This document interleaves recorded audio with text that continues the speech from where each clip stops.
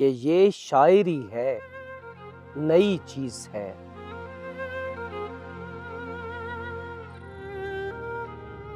हंसी खुशी सभी रहने लगे, मगर कब तक? मैं पूछता हूँ, कहानी के बाद क्या हुआ था? तो फिर 8वें रोज मैंने कहा कि ये शायरी है, नई चीज है।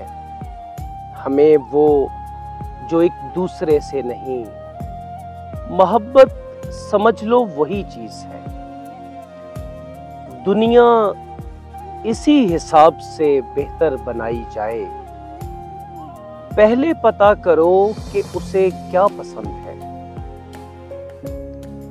निराली झीलें, नए चांद, सरफिरी दुनियाएं, मैं अपने और तेरे बारे में सोचता ही नहीं। तुझे पता है मैं तेरे बगैर जी लूंगा।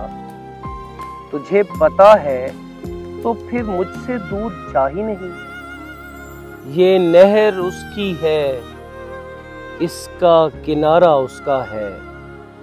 वो जिसके साथ है, लाहौर सारा उसका है। उजड़ के दिल कभी आबाद हो नहीं सकता। कभी ये फूल खिला तो दोबारा उसका है।